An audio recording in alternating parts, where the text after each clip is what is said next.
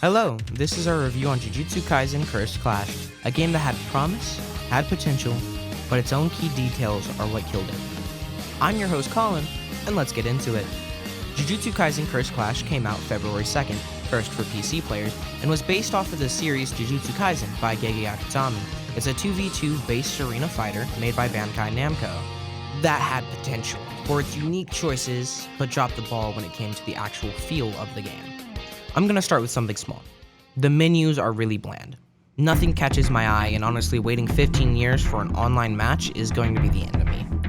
Also, having to go through a different lobby to play with friends and having to set up codes, it's a really annoying process and could have been filled with just a invite friend button. The lack of crossplay and cross progression also doesn't help with it because there's even less people to play with.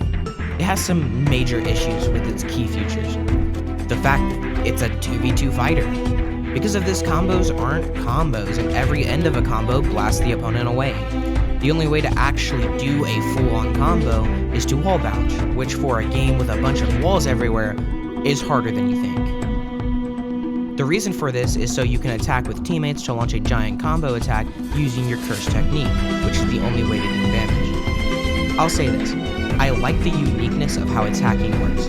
X, Y, and B don't deal damage, except auto combo and how some characters work, but instead builds curse synergy, so you can use your right bumper and trigger, which are your curse techniques, to deal damage instead.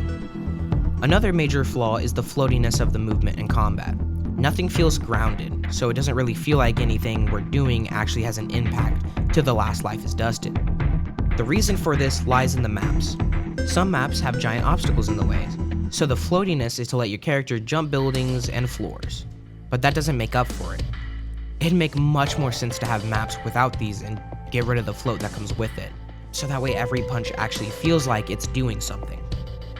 The best part of this game is its extra survival game mode and the buyable items, and unfortunately, even that has problems. I love the concept of fighting waves of enemies in an arena fighter. It sounds fun, but it's a grindy game mode and requires a lot of work to get anything good to really fight a good fight. I like the leveling up of the character, it's a fun thing. But the fact that you need to be a higher level to play the game modes with more exciting waves is kind of dumb. The concept of binding vows is cool though. They're receiving a massive buff, and you get a massive debuff in return. Buying items and outfits is cool too. The items buff your character, and the outfits make you look cool. And the coins to buy this stuff are pretty easy to get, so that's pretty dope.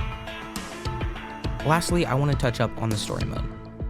How can a game be so bad and have an even worse story mode? The story is bad. Do you like slideshows? I don't, I hate them. And that's all the story mode is, a slideshow. Last I counted, there were only 3 to 4 cutscenes in the 6 chapters this game has. I hate the story mode with a passion. It has no creativity and seems insanely lazy. This was the Jujutsu Kaisen Cursed Clash review by Colin, Brian, Zach, and Jace. This was a review I wanted to do because it pains me that something this bad could be released for a whopping $60. This game is not worth its price, even with my bias of Jujutsu Kaisen. It's actually really hard to enjoy on your own. And don't bring up the fact that it's a game meant to be played with friends. I know, but can't any game be good with friends?